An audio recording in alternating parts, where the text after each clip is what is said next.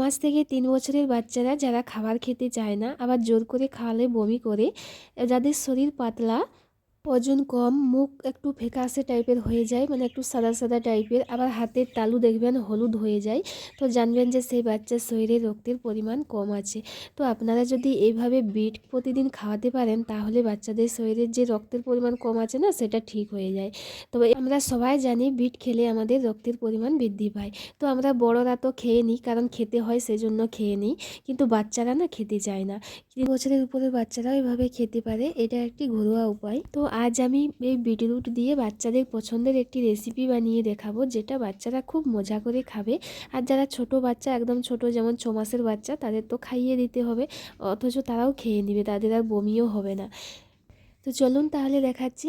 তো এর জন্য আমি এখানে 2টো বিট নিয়ে নিয়েছি, এই দেখুন। তো আমি 2টো বিট দিয়ে আজ বানিয়ে দেখাচ্ছি। তো আপনারা যদি একটু পরিমাণ বেশি বাড়াতে চান, তাহলে বেশি করে নিয়ে নেবেন। তো এখানে আমি কেটে নিচ্ছি, চাকু দিয়ে এভাবে কেটে নিতে হবে। এভাবে চোপাটি ছাড়িয়ে নিচ্ছি। তো বিটরুট হচ্ছে বাচ্চাদের ওজন বাড়ানোর বা রক্তের পরিমাণ বাড়ানোর খুব ভালো একটি ঘরোয়া উপায়। এখানে 2টো বিটে ছাড়িয়ে নিয়েছি, এই দেখুন। এবার এগুলোকে কেটে নিতে হবে ছোট ছোট করে। এই ঠান্ডার সময় বিটের দাম অনেক কম হয়, তো আমাদের সবার উচিত এই সময় বিট খাওয়া। তো যে কোনো রকমভাবে আমরা খেতে পারি, প্রতিদিন এমনি স্যালাড হিসেবেও খেতে পারি। তো স্যালাড হিসেবে খাওয়া তো খুবই ভালো, এটা একটা কাঁচা খাওয়া হয়। পরে যখন দাম বেড়ে যায়, তখন আর সবার পক্ষে কেনা সম্ভব হয় না।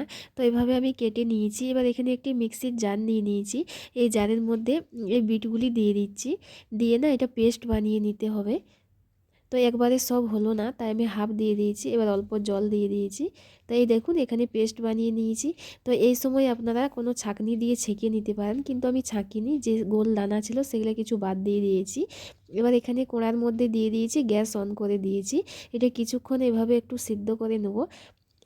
এবার এর মধ্যে দিয়ে দিচ্ছি গুড়। গুড়ের মধ্যেও আয়রন ভরপুর মাত্রায় থাকে, আর শীতের সময় গুড় খেলে নাকি ঠান্ডা লাগে না, সর্দি কাশি এসব হলে গরম দুধের সঙ্গে হলুদ আর গুড় মিশিয়ে খেলে নাকি ঠিক হয়ে যায়। তো এবার গুড়টাকে গলিয়ে নেব, অনেকটা বড় গুড়, তাই গলতে একটু সময় লাগছে। এভাবে আস্তে আস্তে ফুটিয়ে গলিয়ে নিচ্ছি। তো দেখুন প্রায় গলে গেছে, অল্প একটু আছে। আর গুড়টা গলে যাচ্ছে, এই জন্য এটা অনেকটা পাতলা হয়ে যাচ্ছে। দেখুন এটাকে আমি অনেকটা শুকনো করে নিয়েছি। এটা দেখুন কত সুন্দর লাগছে দেখতে, একদম জ্যামের মতো। তো আজ আমি এটাই বানিয়ে নিয়েছি, বিটরুটের জ্যাম। তো দেখুন দেখতে কত সুন্দর হয়েছে, আর এটা খেতেও খুবই ভালো হয়। তো বেশিরভাগ বাচ্চাদের এই জ্যাম একটি পছন্দের খাবার, যে কোনো জ্যাম বাচ্চারা খেতে খুবই ভালোবাসে। তো আমি এখানে একটি বাটির মধ্যে নামিয়ে নিয়েছি। তো যারা 3 বছর ছোট বাচ্চা, তাদেরকে চামচে করে এভাবে খাইয়ে দেবেন। আর যারা একটু বড় বাচ্চা, 3 বছর বা 3 বছরের উপরে বাচ্চাও খেতে পারে, তাদেরকে রুটির সঙ্গে লাগিয়ে দিতে পারেন, বা যখন বাচ্চা স্কুলে যায় ব্রেডের সঙ্গে এভাবে লাগিয়ে খাওয়াতে পারেন। তো এমনিতেও 1 চামচ করে খাওয়াতে পারেন। প্রতিদিন যদি এভাবে 1 চামচ করে খাওয়ান, তাহলে বাচ্চার শরীরে যে রক্তের পরিমাণ কম ছিল, সেটা খুব তাড়াতাড়ি পূরণ হবে। আর এটা আপনারা ঠান্ডা করে কোনো কাঁচের জারের মধ্যে ভরে রেখে দিবেন, তাহলে এটা অনেক দিন পর্যন্ত থাকে। ভিডিওটি ভালো লাগলে একটি লাইক করে দিবেন আর শেয়ার করে দিবেন। তো আজ এখান পর্যন্তই, আবার দেখা হবে অন্য কোনো নতুন রেসিপিতে। ধন্যবাদ।